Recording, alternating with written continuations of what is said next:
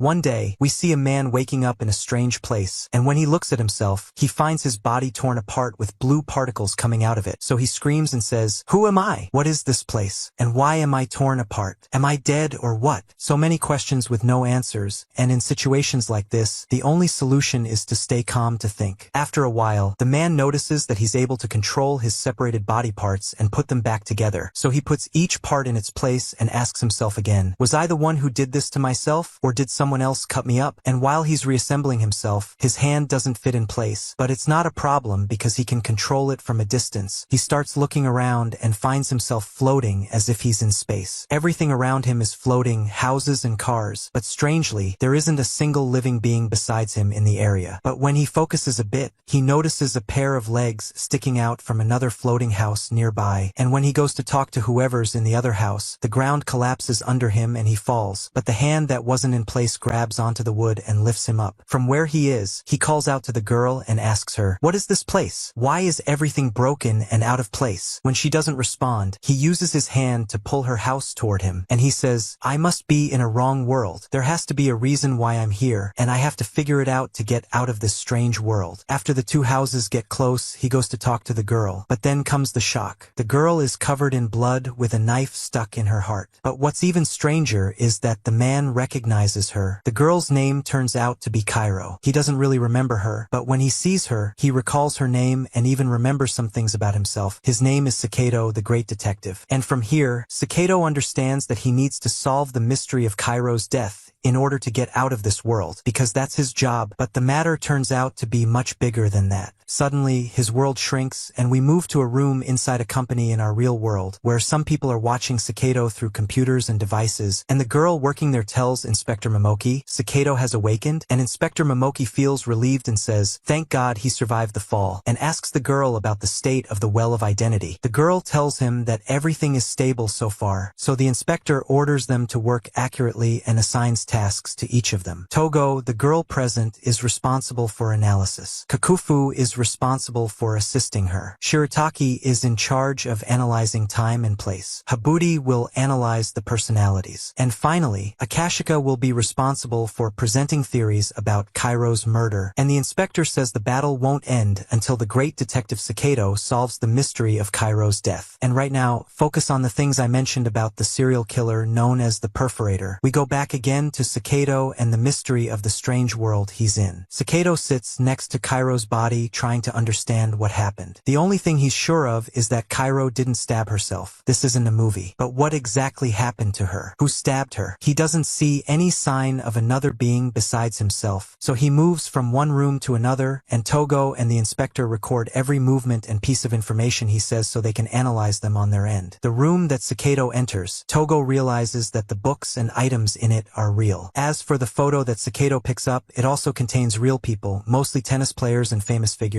and from their point of view, the people in the photo have nothing to do with the killer because they're celebrities and such, but the inspector tells them that in most cases, the people in the photo are close to the killer, or the killer is one of them. And when they examine the room more closely, they find a date, March 2019, which is strange, because everything they're seeing now is from the memory of the killer's mind, and this process is called the Well of Identity. The memory is showing them more than one memory blended together, which is something that rarely happens. So what exactly happened in that month that the mind can't forget? The inspector tells them not to rush. Everything will reveal itself gradually. Every piece of information will make sense with patience. On the second floor, there's a girl watching everything happening in the room, not believing that all these fragmented memories were hidden inside a world formed by a madman with a desire to kill. Then a man behind her named Matsuki, who seems like an important and knowledgeable person, tells her, "Don't drift off, Hondo. Focus on keeping the Well of Identity's characters in sync." So she says, "I just have one small question I want to know the answer to. After that, I'll stay silent and focus on my work." And Hondo is curious to know more about the large blue section in the middle of the room that everyone is gathered around watching what's happening in the strange world. So the man tells her that the number of the killer's victims so far is 5, and they've detected the perforator's cognitive particles at every crime scene. They managed to reach this world through the particles or the frequencies that come out of the killer's mind when he kills. These particles stay at the crime scene and enter the meso device, forming the well of identity, which leads them into the killer's subconscious mind where a world of the unconscious is shaped, and through it, they can solve mysterious murder cases. So she tells him, "Isn't it strange that the killer finishes off his victims by drilling holes all over their bodies, and yet the world they've reached from his crimes is just a shattered and scattered place? Where are the holes?" So he satisfies her curiosity and tells her that the world was formed based on the killer's intent, and intent is totally different from what happens in reality. That's why it's not necessary to find holes in this world. So she asks him, "Have you ever thought about entering the well of identity yourself?" He tells her that it's impossible. No one can enter the well of identity except killers, and even their lives are in danger. So they must appreciate the efforts of the great detective for taking such a risk to solve the case. And their conversation ends there because it's time to carry out their mission, as by then, Cico had entered another house and found 7 characters inside, disassembled and reassembled in the same way he woke up, and he gets to know them, and they tell him that they are a family, and we understand from the analysts that 5 out of the 7 are victims of the killer, and everyone is disgusted by the killer's mentality because he lets his victims live under one roof and made them a family in his mind, and they start investigating the 2 unknown individuals in the room and discover that they are Kazuta and Inoki, who have been missing for a while, and one of the analysts notices something that Cico didn't pay attention to, which is a reflection in the glass. He enlarges the image and shows it to the inspector, and it's a shock to the inspector because it turns out to be a picture of John Walker, and he says, "Impossible, how did this happen? How did the perforator manage to communicate with John Walker too?" And we don't understand yet who John Walker is or why they're all shaken up about him, and the inspector prints a picture of Inoki, one of the missing, from the strange world and sends the analyst to show the photo to his family to confirm if it's him. And the moment the mother sees her son's picture, she starts crying. So they confirm that it's Inoki and inform the inspector. The inspector orders Matsuki to go to a specific location that existed in the killer's mind and search for anything useful regarding Inoki's abduction, hoping they can reach him. Immediately, Matsuki gets in the car with Hondo to go to the place the inspector mentioned. On the way, he asks Hondo to focus very carefully on the responses of the meso device, which is designed to emit signals whenever they get near someone with a desire to kill. Meanwhile, Cico gathers all the strange people he found and takes them to the crime scene and shows them Cairo, but they don't recognize her and tell Cico that she looks strange and that it's the first time they've seen her. Maybe she's a visitor like him. And when Cico still can't get any useful information out of them, he thinks outside the box and does something different. He flies up and gathers all the scattered parts of houses, trees, and cars and assembles them like a puzzle, and he finds that there are pieces missing. Meanwhile, the analysts from the outside see the shape of the city he assembled from above, and they notice that the missing parts form a word. Coincidentally, that word turns out to be the name of the same shop Matsuki is heading to, so they take a photo of the word and send it to Matsuki. Hondo, with her sharp mind, tells Matsuki that the word gives more than one meaning if read from different angles, so she aligns the word in a way that makes it match the shop's name. And from there, she understands that the killer must be near the road behind them, not anywhere else. And the device they have picks up signals, so they realize they're very close to the perforator's location, but it turns out the killer has been watching them the entire time without them noticing. And Hondo tells Matsuki that these signals mean there's intent for a new killing, and with 2 people currently missing, one of them is definitely going to die. Matsuki tells her not to rush and that she needs to wait for backup, but she tells him that someone's gonna die if they don't step in, so he tells her that he'll go in alone and that she should stay outside and wait for backup, but it's too late. He arrives too late and finds Inoki drenched in his blood. But when the backup arrives, they say that Inoki is still alive and might be saved. As for Cico, he's still standing in place, thinking, and sees that all the parts he assembled are falling apart and scattering again. So he says that this must be the nature of the world. Everything has to be scattered and disassembled. But at that moment, he remembers Cairo because she's the only one in this world who is a full, intact body, not disassembled, just a very normal corpse. So he quickly returns to her. After a bit of thinking, we see him calling out to the body and telling the killer to get away from Cairo right now. At that moment, parts start separating from Cairo's body, and she becomes a disassembled corpse. The other parts form into the shape of the killer. And after Cico succeeds in revealing the killer, Togo asks the inspector if they should pull the detective out of this world or not yet. The inspector tells her to wait a little longer, but something very strange happens. They all see Hondo inside the strange world, and she tells Cico to get out of the house as soon as the case is solved. Amidst the shock, we go back a bit to understand what exactly happened. It turns out that the victim they found lying in his blood, when they tried to treat him in the ambulance, was actually the perforator himself. He got up, killed everyone in the vehicle, stole the car, ran over Hondo, then took her and escaped with her down the manhole. Inside the killer's house, house, they heard the sound of the drill running, so they thought the killer was still inside. When they searched, they found someone dressed like the killer holding the drill in his hand, so they immediately shot him and he died. But when they uncovered his face, they found out it was Inoki, the very person they came to rescue, and everyone had fallen into the killer's trap. We return again to the world inside the killer's mind after Hondo asked Cico to leave, and he replied at the time saying he would leave as soon as he captured the killer. When the killer escapes, Cico chases after him, but the killer keeps appearing and disappearing, doing the opposite of what should be possible in this world. But Cico can't go after him because as soon as he exits the house, he finds John Walker, who is unknown to him. The moment Hondo sees Walker, she is literally terrified and enters the house, covering her eyes in fear, along with everyone else inside. Outside in the room, everything goes into chaos, and by order of the inspector, they focus all their analysis specifically on John Walker. But Matsuki is angry and furious with them, insisting they focus on Hondo and activate the tracking device to trace her location because she is the priority now. But the head of the organization enters and orders them not to do that because activating the device might expose them and put the organization in danger. After a long argument with Matsuki, the chief promises that they will find Hondo as quickly as possible. Meanwhile, Hondo finally wakes up but finds herself in a hideout with the killer, and he asks her what the device she had is used for. If she doesn't answer, he'll drill a hole in her head like the one in his. As for Cico, after Walker attacked him with a single blow, Walker falls to the ground and doesn't get up. Cico then stands next to the body again and starts asking himself questions. Why did the killer hide inside Cairo's body specifically? And why, after Cico left, didn't the killer escape but stayed inside the body? Even though escaping was very easy, there were no doors or windows stopping him, and after all these questions, he finally realizes something, that the killer is part of this world due to his strange behavior. From the killer's point of view, he sees the world as whole, not scattered, which is why he couldn't escape outside unless Cico confronted him and opened the door. When the analysts hear Cico's words, they understand that the killer's mind is deceiving him. Togo says that it's definitely because of the hole in his head. Everything is scattered inside him, but he's not aware of it. Hondo decides to tell the killer what the device actually does, and when he's not paying attention, she intentionally injures herself with the drill. This triggers the creation of a new well at the headquarters from Hondo's mind, through which they can identify her location, and the inspector also orders them to transfer Cico to the new well, and when he's transferred, he loses his memory again but recognizes Cairo. However, he finds her dead by suicide this time, which means there's no mystery, so they pull him out afterward. They manage to find Hondo and capture the perforator. Then the inspector goes to thank Cico, and Cico tells him that he wants to know more about John Walker since they didn't find anything useful. The inspector agrees but tells him to rest a little first. After that, Togo goes to report the latest news to the chief, and from their conversation, we understand that the identity of John Walker has been unknown to them since the foundation of the organization. They have only created 5 wells for 5 serial killers, and each time the character of John Walker has appeared to them in some form. The chief asks Togo for her opinion since she's an expert and has been with them for a while. She tells him that at first, she thought the character of Walker wasn't real and might be a shared trait among the killers, projected in their minds as a character they call John Walker. But today, when Walker appeared, all the characters were scared of him, which is evidence of the killer's emotions being reflected through the characters. This means the perforator is afraid of Walker, and that proves he's a real human. As for the chief, after hearing that, he suspects that Walker might be the creator of the serial killers, and in both cases, they must capture him. And after that, we learn a lot about the life of Detective Cico, like how he had a beautiful family and loved his wife and daughter dearly. They were his whole world, but his job as a police officer often kept him away from them until one day, a tragedy happened. A serial killer broke into his house and brutally murdered his wife and daughter in a way no one could imagine. Unfortunately, he couldn't save them because he wasn't there. The girl's skull was crushed by a killer they call the Challenger. He forced her to fight him while she was already injured and destroyed her heart and kidneys and body. He didn't leave a single part unharmed. Her condition would move even the cruelest heart. But Cico held himself together, and we see Cico waking up, startled from a nightmare of his wife and daughter's death, in a place that looks like a cell. That same day, an explosion occurs in a very famous building, and the news spreads everywhere. Hondo is sitting and reading about it in her hospital room when Matsuki enters to check on her. She then asks him a question that's been puzzling her. I heard a well was created because of me. I wonder what the world inside it looked like. She also finds out that Cico entered her world and says, lucky him, I always wanted to enter it too. But Matsuki tells her that it's forbidden. Entering the well of identity is impossible for her because if she does, she'll get lost in her own subconscious, and it will feel like a storm swallowing her with no way out. out, just like what happens with the detective. One day, he'll remain lost in his own well and won't be able to get out, and during the conversation, we find out that Hondo is lonely. Her family doesn't care about her, and they're not even with her in the hospital, and she doesn't care either because she got used to the way they treat her. Hondo goes back to talking about Cico, and Matsuki tells her her way of speaking reminds him of how Cico used to be. But Matsuki is not a fan of Cico. He literally can't stand him and always belittles him. We return to the explosion site from the morning. Police and detectives are gathered around, investigating the case. The people working in the organization talk to the chief and tell him that the cognitive particles didn't explode with the blast this time. When they analyzed them, they found they belonged to a known killer named the Bomber, and the chief approves creating a well from those particles. So the inspector summons Cico, and when we see Cico coming out of his room, we notice he's in handcuffs and walking past the rooms of criminals who were previously arrested. That's when we learn that Cico is actually imprisoned in the organization for a crime he committed after the death of his wife and daughter. He's not just some ordinary detective in the system. Later, Cico enters the Bomber's well of identity, and this world is filled with people climbing a very tall place, surrounded by a waterfall that blocks their vision. As soon as they reach the top, bullets are fired randomly at their heads. People panic and run, and the area fills with terror and chaos. But Cico doesn't care about anything happening around him because he spots Cairo's dead body lying on the ground. When he sees her, he's able to recognize her again and recall his name and job. Turns out, Cairo is Cico's guide, planted inside the well to help him remember he's a detective and start investigating her death, while they observe and gather data about the criminal. The analysts outside gather some data and discover that around 75 people are present, but none of them are real because they have no data on any of them. While they're talking and monitoring what's going on, Cico gets shot by the sniper and dies, so they quickly pull him out of the well and bring him back again. But again, he dies. They keep inserting and extracting him again and again until finally, in one attempt, he manages to hide behind a wall and avoid being shot. He sits and thinks to himself, feeling an uneasy sensation toward Cairo's body that he doesn't understand. When he looks around, he sees people jumping from the tower to kill themselves. That's when he asks himself, why are they doing this? What's the difference between jumping from the tower or a bullet to the head? Both lead to the same result, death. While he's lost in thought, a girl screams, raising her voice, saying, I can't take it anymore. She stands on the ledge and jumps, but in an involuntary reaction, Cico grabs her hand to stop her from falling. He spots below the body of a dead man, and suddenly he lights up and loudly says, I understand everything. I solved the mystery. The man lying on the ground had jumped from the other side and is directly beneath them now. That means the tower is moving, and the sniper is shooting from random directions with that much speed and ease. The first bullet hit Cairo. It was extremely fast and perfectly accurate, and that couldn't happen during movement. So the sniper must be targeting them from the same location while they're running. Cico pieces everything together in his mind and imagines how the incident happened. It starts with a bullet that struck Cairo and made her fall to the ground. From the look on her face and hand, she didn't die instantly and managed to point out the sniper's location with her finger, but because the tower is moving, the sniper's position changed. After understanding everything, all that remains is to find out who the sniper is. So he sits again in a corner and thinks until someone crawls past him, screaming for help. But he looks odd. If you focus a little, you'll notice he's faking it and enjoying what's happening. At that moment, the great detective understands everything. With one look, he realizes that this man is the killer, pretending to be a victim inside his own mind so he can enjoy watching people die. The analysts outside also managed to find out that the characters in the criminal's mind were soldiers and victims of an explosion that happened in the Middle East 4 years ago, and that's when the political alarm goes off. Togo asks the inspector, what are we going to do? The inspector says they must cover up the situation because it's a dangerous political crime. If exposed, everything about the organization will be revealed, and all their secrets will leak. But the important thing is that they manage to arrest the real criminal after identifying him, and they imprison him in a cell next to Cico's, and the next day, the detectives sit with the first criminal we met, the perforator, and interrogate him. From his speech, they find out that his IQ is very high, and they might be able to benefit from him later. Meanwhile, the analysts are in their usual room, and this time they send someone other than Cico into the well of identity. His name is Anido, and the moment Anido sees Cairo's body, he remembers his name and calls himself the Great Detective, but he doesn't finish the sentence and dies. Outside, they realize Anido is weak and not that good, and they don't like him. That's why they can't connect with him, and he won't last with them, and he won't be a good substitute for Cico. They tell the inspector that everyone they've tested wasn't impressive, except for Cico, who actually eliminates serial killers. They've known him for a long time and can understand how he thinks and help him in his investigations, so the inspector tells them that's not an excuse. Cico needs rest. Around that time, a live stream on YouTube goes viral across the world. Everyone's talking about it. A girl is inside a grave, locked in, and says during the live stream that she's been kidnapped by someone called the gravedigger and asks for help. She says she's been in the grave for more than 2 days, but is confident she won't die. Someone will save her. The police and everyone are investigating the case, which is the 7th crime by the gravedigger. Investigators from the organization arrive with the Miso device and ask the police a few questions about the crime. A police officer tells them that the kidnapped girl's name is Keiko, and she was returning from school when it happened. The only thing found at the crime scene was her phone. The device successfully picks up some particles at the crime scene, so the investigators quickly return to the organization to build a well of identity as fast as possible. They bring out Cico to prepare for the new mission, and indeed, Cico enters the well into a new world. This time, he finds a charred body with no visible features, but based on his instincts, he guesses it's Kairo's body, and that his mission is to solve her murder. When he looks out the window, he sees the houses around him moving, fire everywhere, and explosions. It's chaos. He sees no one else in the place, so he's puzzled and asks, how did Kairo burn to death in a room with no fire or even traces of a previous fire? When he looks again, this time he spots a little girl also looking out a window in another building, and then an explosion happens behind him, blasting him out of the window. He falls and dies, and they have to pull him out and send him back in again. He keeps dying and coming back in different ways, once falling from the window, burning, once grabbing a pole but slipping and falling. The analysts find out that the girl Cico saw is Keiko, the kidnapped girl, and they start wondering what fires and explosions have to do with the gravedigger. Why, this time specifically, were they able to find particles from the killer at the crime scene? The head of the organization enters and asks for the latest updates from the inspector, who tells him that Cico has definitely been in the well for a long time now and needs a break, but the inspector says that Cico can hold on a bit longer. The chief responds by saying that might have been true when he was a police officer, but now he's a serial killer, and saving people is no longer a motivation for him, which means he won't be able to hold on inside the well much longer, so they pull him out and let him rest for a while in his room. After that, he re-enters the well, and this time he's fast enough. He jumps out the window before the explosion's fire catches him. He grabs onto a pole, climbs up, reaches the girl's building, and climbs it. When she sees him, she hugs him and says, "I was so scared. This place is full of fire and bodies." After making sure the girl is okay, he starts thinking again to solve the mystery. He remembers Kairo's charred body in a clean room, so he concludes that someone must have moved her body after she died and tried to hide it among the corpses. They created the fire to cover up her death with another unrelated fire. Outside, one of the analysts smartly figures out that the gravedigger isn't responsible for this particular crime. Someone else tried to hide the murder within the gravedigger's crime spree. That's why particles were found at this crime scene. Cico reassures the girl and tells her he'll get her out of the burning house. She sees another house burning in the distance and tells Cico that Ono's house is burning badly too. He asks her who Ono is, and she says he's a failure who set fire to his house to start a new life, even though his family was inside at the time. She also says that Ono always stares at her because he thinks she's spying on him. The analysts take Ono's name, run it through their system, and find his home address. They notify the police, and Matsuki goes with them, along with Hondo, to investigate. Inside the house, they find a secret passage. They enter and open a barrel, and to their shock, they find Keiko dead. It turns out the live stream was pre-recorded, and the girl had been dead for a while, but in the end, they arrest Ono and throw him in prison. Cico comes out of the well, and the inspector goes to talk to him, telling him that they were able to arrest the culprit thanks to him. Cico asks about the girl and if she's okay. The inspector tells him, unfortunately, the live stream was recorded and the girl had been dead for several days. Cico is shocked, and it shows on his face. The inspector asks him if he has the desire to kill the criminal. Cico tells him that during the time he's spent in the organization's prison, he's caused 5 criminals to commit suicide. So yes, he definitely has the desire to kill the criminal because he can't control himself. The anger and killing energy inside him is too strong to contain. At the crime scene in front of the killer's house, with people gathered, Hondo spots a strange-looking man who seems familiar to her. She starts following him. He notices her, stops, and removes his cap. When she sees his face, she remembers. It's Kazuta, the missing person from the perforator case, but Kazuta quickly puts the cap back on his head and runs away from her, so she returns to the car and tells Matsuki, "I saw Kazuta. He looked okay, but there was a hole in his head. He was acting strange and ran as soon as he saw me. Matsuki tells her, we need to find him fast. I can't believe he's still alive. And the whole ride in the car, they keep talking about Kazuta. She doesn't understand why he was in that specific place, and Matsuki tells her that literally all the citizens of Japan were focused on the major crime that happened, and that in the district where the killer's house is, there are around 2,000 people living, so to him it's just a coincidence. She tells him, let's assume Kazuta wasn't there just to watch like everyone else. He was there to investigate the copycat, the killer pretending to be the gravedigger. Matsuki asks her, and what would make him do that? So she tells him, maybe Kazuta is the real gravedigger. That's why he ran when he saw me. He looked strange. He wasn't acting like someone just watching. She then asks Matsuki, what would you do if you were a criminal and someone found you out? He says, I'd definitely get rid of the person who exposed me. She tells him that Kazuta, before running away, was acting weird, like he wanted to attack her but something stopped him. She also says the reason they haven't been able to catch the gravedigger until now is that his cognitive particles are very low and nearly invisible. For a criminal who kidnapped 6 people before and put them in a barrel, torturing them in horrific ways, it's impossible he didn't have a strong killing intent. There should have been a huge amount of particles. Her theory is that Kazuta's killing intent is scattered, mixed up with many other desires inside him because of the hole in his head. Maybe that's why he didn't finish her off when he saw her, and why his particles didn't appear at the crime scene. To understand better, she asks Matsuki to return quickly to Ono's house. She's carrying the particle tracking device. She goes, activates the device, and confirms her theory. She tells Matsuki that when Kazuta plans a crime, he can go through with it. But if something happens quickly, without planning, his emotions get confused, just like what happened earlier. They collect the particles and return to the organization, and they send Cico into Kazuta's well. The world Cico enters is a floating house in the sky, with a small piece of land around it. As soon as he enters the house, he finds Cairo dead with a lot of blood around her. The moment he looks at the body, he loudly says he solved the mystery. That's because the first thing he notices is that they're floating, and the blood coming from Cairo is flowing normally. In a place like this, the blood should float and move in random directions. That means the killer manipulated the blood, brought it in, and arranged it a certain way around Cairo to hide something. When he looks closely and focuses, he sees a little girl. The analysts outside search for the girl's identity and discover that the killer combined the appearances of his 6 buried victims into one girl. At that moment, they're able to prove Kazuta's guilt after finding the victims inside the well. They also manage to locate the house inside his mind, so they send the police, Matsuki, and Hondo to that place. Inside the well, Cico is speaking to the girl, asking her, why are you hiding here? She tells him, there's a monster outside. I'm scared of it. He asks her about the criminal who killed Cairo. She says, I don't know. Maybe he's outside fighting the monster. So Cico goes looking for something to arm himself with in case he sees the monster. While searching, he finds a torn piece of a photo. The analysts assemble the parts and identify it as a photo of Kazuta graduating from middle school. The police found that photo while searching his room when he was one of the perforator's victims. In the photo, there's also the girl he loved. After a lot of analysis, they understand that Kazuta has a confusion between feelings of love and murder, and he used to send kidnapping videos to the people he loved. As for Cico, he grabs a vase and goes looking for the monster. Since the place is very small, it doesn't take long to search, and he doesn't find any trace of the monster. So he goes underground, and at that moment, he's shocked to see John Walker, the unknown man who appears in the minds of every serial killer, holding Kazuta and finishing him off before escaping. Meanwhile, the police arrive at Kazuta's house. They enter and search it. They find a room, and when they open it, gasoline spills out, and in an instant, the house catches fire and explodes. The inspector sends a rescue team to the house immediately. Luckily, Matsuki and Hondo had gone to the girl Kazuta loved, so nothing happened to them. Hondo talks to the girl, and Matsuki gets a call. He excuses himself and steps outside to take it. Hondo asks the girl if she knows anything about Kazuta, his life, or if he ever loved someone. The girl notices that Hondo is bleeding from her injury and gives her a tissue. When it gets soaked with blood, she keeps it with her. She tells her she never felt like Kazuta loved anyone, nor did she hear of such a thing. Hondo tells her, Kazuta loved you. The girl laughs and says, that's impossible. Kazuta and I weren't close. He invited me and some friends over to his house once. Nothing more. We weren't even friends, really? Hondo asks her, if you weren't friends and you weren't interested, how do you know he didn't love anyone? The girl laughs and seems embarrassed. Hondo asks her, is there someone in your life, or was there? At that moment, Matsuki returns and says, there's a problem. We need to go back now. Hondo tells him, wait, I'm almost done. She turns back to the girl and asks, did you love Kazuta? This time, the girl gets nervous and stares intensely at Hondo Hondo's wound. Suddenly, Hondo stands up, raises her gun, and tells the girl to surrender. What Hondo understood, from her looks and behavior, is that the girl enjoys blood and watching people in pain. That's why Kazuta used to send her the videos. She tells Matsuki, this girl is the gravedigger. Kazuta did all of it for her. Suddenly, a knife is thrown at Hondo, but Matsuki takes the hit with his arm, though nothing happens to him. He sees Kazuta on the second floor, fires at him, but Kazuta quickly escapes, and Matsuki points the gun at the girl's head and tells her not to move. Hondo contacts the inspector and tells him that the gravedigger turns out to be two people, Kazuta, who executes, and Inami, his lover, who guides him. Matsuki is injured, and they need backup immediately. Matsuki asks Hondo if Kazuta has probably escaped by now, but Hondo tells him, of course not. He's doing all this for his princess. He wouldn't leave her behind. Then she adds, but to us, she's worthless. Shoot her. Kill her. Matsuki is shocked by her words. Hondo tells him, fine, I'll kill her myself, and she fires random shots with the gun. As soon as Kazuta hears her, he jumps down with the knife in his hand to protect his lover. He goes for Hondo to kill her, but Hondo shoots at him, yet not a single bullet hits him. The only bullet aimed at his head passes through the hole and exits out. It doesn't affect him. Her bullets run out, and he's about to jump on her. At lightning speed, she grabs a knife too, and just as he gets close, she kills him with it. With cold indifference, she collects his cognitive particles and logs them into the device as if nothing had happened. After the investigation is closed, they release Cico and hold a funeral for the officers who died in the fire at Kazuta's house. They start thinking about the issue of John Walker, and someone asks, how many wells has Walker appeared in so far? Togo tells him this was the 6th. They begin to wonder how Walker is able to turn these criminals into such savage serial killers. One of them suggests, let's say he's a psychiatrist. That could be the common link between them. But they respond, saying the criminals' medical records are clean. None of them ever saw a doctor. Plus, Walker appears in their subconscious and always shows up the same way, with the same clothes and blurred face. Everyone's confused. They're dying to find out who Walker is and what links him to these killers. Another person says, what if Walker has a device like the Mizo that analyzes murder particles, but instead of creating an identity well, it lets him penetrate anyone's subconscious? We shouldn't rule out the existence of such a device. Even if we're the ones operating the Mizo, we still don't know much about it. He asks Togo to confirm something he heard, that Shirokuma, the Mizo's developer, is missing. She tells him yes, and that's why no one can access the device's core element. After thinking for a bit, the guy says, we don't need more than one device anyway. The Mizo we have is enough. In short, someone among us is using it in a different way. That's why Walker keeps appearing as if disguised, his face always blurred. Some agree with him, others oppose the idea. Togo tells them they've only been working on the Mizo for 1 year, but the first crime occurred 3 years ago. If what he says is true, then whoever did this was around during the prototype phase. After they all start suspecting one another again, they shift the conversation back to Walker himself. They say that at first, Walker appeared randomly with no connection, but now they've discovered a link between the killers, Kazuta, and the perforator. That means Walker got to Kazuta through the perforator somehow, and the only known connection between the perforator and Kazuta was when he drilled into his head. So Walker may have been present then. Later, they receive news that investigators found cameras and loudspeakers in the girls' and Kazuta's houses. They assume Walker set them up and was watching through the cameras. And if Kazuta was under surveillance, then Walker is surely going to target Inami as well. The inspector preps Cico and meets with the chief and Matsuki to check on his injury. Matsuki tells them he knows Anido was useless in the well, and that being a detective inside doesn't have to mean being a criminal. If the only requirement is murder, then he has the perfect person for the job. And of course, we all guess he means Hondo. As for Cico, he's already inside the well. He wakes up to find himself alone on a train, with nothing around except blood spilling from Cairo's body. The analysts identify that the train is the same one Cico and Inami used to ride on their way to school. Inside the well, the 6 kidnapped people appear. They also learn that Inami's mother died after being run over by a train, and it turns out to be the same train Cico is on now. As he walks through it, he meets young Inami. He asks her, "Are you the one who killed Cairo?" She looks at him and doesn't answer, but when he focuses, he sees a blood-soaked tissue in her hand, yet her clothes have no blood. That means she didn't kill her. He sits with her, and on the other side, Kazuta is sitting, watching them, but she's not paying attention. Cico invites him to come sit with them. Meanwhile, the police are able to locate the bodies after Anami confessed their location without any resistance. Hondo goes to meet with the chief, who tells her that Matsuki recommended her to become a detective and enter the identity well. She leaves and thanks Matsuki. He tells her that what he did isn't as noble as she thinks. To enter the well, one must be a serial killer, or at least have the intent to kill. That's why he nominated her. She's stunned by his words and asks, "Why are you saying that?" He says, "Why did you stab yourself with a drill when you were kidnapped? Why did you separate from me at Ono's house and go to the basement alone? How did you notice Anami was the gravedigger? When you claimed it was to track particles, you killed Kazuta. Did you enjoy his death like your face suggested?" He tells her, while she's still shocked, that he nominated her to protect himself from her. Nothing more, and he walks away. Meanwhile, Togo goes to the inspector and tells him that those loudspeakers, they've seen them before in an old case. The case of a killer they called the Challenger, the one who killed Cicato's entire family. And after they discover this dangerous information, Matsuki goes, by order of the inspector, to the last place the Challenger was seen. As soon as he arrives, he finds the crime scene still preserved from when Cico eliminated the Challenger after discovering he was behind the murder of his family. He analyzes the particles using the Miso device and contacts the inspector, telling him that the particles they found belong to Cico. What's strange is that even after all these years, the particles are still present in large numbers, meaning his killing intent was tremendously high. The inspector tells him there should also be a hidden passage in the Challenger's house. He should enter and look for where the loudspeakers were. Matsuki follows the instructions and analyzes the particles in the area, and he's able to detect the Challenger's own particles. He informs the inspector and asks whether they'll prepare the well now and send in Cico, but the inspector tells him that this time they're going to send in Hondo. Matsuki is surprised and asks how they can send her in this quickly. The inspector tells him they want to test her, and they think this mission will be perfect. Matsuki assures him that Hondo really is a great fit, not just because she's an exceptional investigator, but because there's something unique and different in her personality as well. While Hondo is entering the well, the analysts outside are holding a meeting to explain the situation. They say that John Walker was likely targeting Kazuta and Anami while he was observing the perforator. The same thing happened when he was watching the Challenger. Most likely, he was looking for his next target to turn into a serial killer. The only people who ever entered the Challenger's home were his victims, and Cico, who shot and killed him when he entered the house. One of the analysts asks, since Cico shot the Challenger as soon as he entered the house, doesn't that mean John Walker may have influenced Cico's crime too? They respond that there's a possibility Walker had already targeted Cico earlier, back when his daughter fell victim to the Challenger. Meanwhile, Hondo wakes up inside Cico's well. This time, the world is high up, slightly dark, full of people being electrocuted by lightning. Hondo looks around, trying to escape, but her hand is chained to Kairo's body. As soon as she sees the corpse, she recognizes who she is and what her role is. But this time, it's different. She's the only one who remembers her full name. Also in the scene are his wife and daughter, standing scared and motionless. Cico, on the other hand, is sitting in his room thinking about Hondo after learning she entered the well. He starts counting her crimes. The first was the attempted suicide when she drilled into her head, and that counts as attempted murder according to the Miso system. That's why a well was created for her too. The second was Kazuta's death, meaning she's involved in at least 2 crimes within a single month. After long thought, Cico realizes that Hondo might be inside his well, which worries him, since that means Walker might be found inside his well too. The analysts notice that the ground in Cico's world is numbered, and the lightning only strikes numbers 3, 8, and 5. All the people dying inside his mind are his family, relatives, and friends. Inside, Hondo is searching for the key to unlock her cuffs, and there's no sign of John Walker yet. By chance, Hondo finds Cico dead beside them, and from his appearance, she realizes he's the one who chained her to Kairo's corpse. She interprets this as Cico trying to protect her, since lightning doesn't strike the same place twice. She starts counting the seconds between each lightning strike and finds that each one occurs exactly 9 seconds apart, meaning this isn't natural lightning, it's artificial. She yells at everyone to stop moving and tells them that lightning won't strike the same spot twice. If they keep running and moving around, they'll die. Cico's wife tells her that other people nearby are dying too and they need to find a way to warn them. Hondo says it's not her job, she's just an investigator, and it's not her duty to save people. If the wife wants to save someone, she should do it herself. She spots a device from a distance and goes to investigate it. The analysts outside are shocked when they see the device and say, "That's a control unit." They're baffled. How could this be? The organization was founded just 1 year ago, but this well is about 3 years old. So how is a meso control unit present inside? The presence of that device means the well is currently connected to Cicato's subconscious in the present, not the past. The meso is linking them to the present. When Hondo approaches the device, she finds a name written on it, Osaki Kiki. Togo asks the inspector, "Who's that?" He tells her that she was one of the Challenger's last victims. After Cico killed the Challenger, the inspector saved her, but she later disappeared. They searched for her but never found her. They never expected to see her name here, and because they don't know what might happen with the control unit, they decide to extract Hondo immediately, but a group of investigators and inspectors walk in with the chief and stop them. They tell the inspector, "You're under arrest for inciting murder." He's shocked and asks them, "Who exactly did I incite to kill?" They tell him, "You incited around 6 people, because you're John Walker, aren't you?" They say they analyzed the loudspeakers that were found and discovered they were connected to the computer in his house. And just moments ago, they found a corpse in his home. And the shocking part is that the body was Shirokuma, the developer of Miso. They remove the inspector and appoint Togo to take his place. They gather information about Osaki and learn that her life was a mess. Her father refused to care for her. She entered the hospital at the age of 18 after a suicide attempt and became an artist after leaving, but returned to the hospital again after 3 more suicide attempts. She was kidnapped by the Challenger at 21 and later rescued by Inspector Momoki after Cico shot the Challenger. Despite being in the hospital, she disappeared after 3 months and is still missing to this day. On the day she vanished, a mass coma incident affected the nurses, and that's all the info the inspector had secretly stored in the system. They're confused and wonder why Momoki was looking into Osaki's records and keeping them separately. Even stranger, her records and data completely vanished, except for what the inspector secretly logged. So, they realize the inspector is the one who erased the data. They report all the new information they have against him to the police. Meanwhile, they focus on rescuing Hondo, who got stuck due to a device malfunction when she decided to go inside the control unit in Cicato's mind. Togo meets with the director, who tells her they're searching for particles belonging to Inspector Momoki to create a well, and he's confident they'll find a control unit inside his well just like the one in Cicato's. Once they enter Osaki's well, they'll be able to locate and rescue the lost Hondo. But to make this happen, they need 2 more people to help enter the well and make the extraction easier. That's why they prepare Cico and the perforator to enter Momoki's well. Togo reminds them both to cooperate inside. The perforator, curious, asks if they'll see 2 versions of Cairo since there are 2 detectives. Togo tells him that unfortunately, they have no idea because this is the first time 2 investigators are entering a well at the same time. The 2 go in, and the perforator wakes up first, but the analysts tell Togo that no information has appeared about the well so far. She tells them to be patient since everything is new to them. Once both awaken, they find themselves in a desert, and the perforator doesn't look like his usual self. That's because, inside the well, he appears as his true self, Anido. His current appearance came from cosmetic surgeries he underwent to hide his identity. They recognize each other and recall their names and their mission. They agree to cooperate to solve Cairo's murder. They see footprints in the sand, but if they follow them, they'll lose a lot of water due to the extreme heat. So they remove their heavy clothes and stay in place. Cico keeps staring at Cairo's body, deep in thought. Anido, however, gets bored and says they'll die of hunger and thirst at this rate. So he decides to follow the footprints, telling Cico to join him later. After walking in the desert for a long time, they learn nothing. The place is just endless sand. Anido keeps walking until he gets tired, and Cico eventually catches up. They both notice that the sun hasn't moved since they arrived, meaning time is frozen. While Cico is daydreaming, a hawk flies overhead and accidentally knocks him off a sand dune. He slides into quicksand and barely escapes thanks to Anido's advice. Outside, the interrogation with Inspector Momoki continues. He refuses to speak. The investigators mock him, saying, "How does it feel knowing your old teammates are exploring your well?" He's shocked when he hears this and yells at them to get them out immediately. Meanwhile, Cico and Anido finally notice that the footprints disappear because their owner stepped into quicksand and died. They retrieve the body and find signs that the person didn't just die from falling. He was beaten or tortured. The corpse is pointing to a location. When they search the spot, they dig out the control unit, and it's labeled as Osaki's well. Cico tells Anido that he's going in and to pull him out in exactly 10 minutes. He enters, but meanwhile, Inspector Momoki loses control, enters a panic, and screams that they need to pull Cico out. It's a trap. He says, "I didn't kill anyone, and those aren't my particles." Cico wakes up to find himself at home with his wife, and he goes with her to wake their daughter. This time, he remembers everything. His real life, what happened to his family, the organization, and that he told Anido to pull him out in 10 minutes. There's no Cairo this time, no murder, no mystery. He's living an entirely normal life. He even goes to work where there's a meeting about the challenger. He pulls one of the officers aside, takes him to a house and tells him, "This is the challenger's house. Call for backup and arrest him." The officer is shocked and asks, "How do you know where he is?" But Cico doesn't explain. He just says he had been there before. He decides to go in alone, knocks on the door, and the challenger opens and says, "What does a cop want from me this early?" Cico challenges him, saying he's here to play a game his way. The challenger lives up to his name and accepts. They go inside for a fair fight, no weapons, each proving his strength. The fight begins. The challenger isn't just a killer, he's trained in martial arts and boxing. With just 2 punches,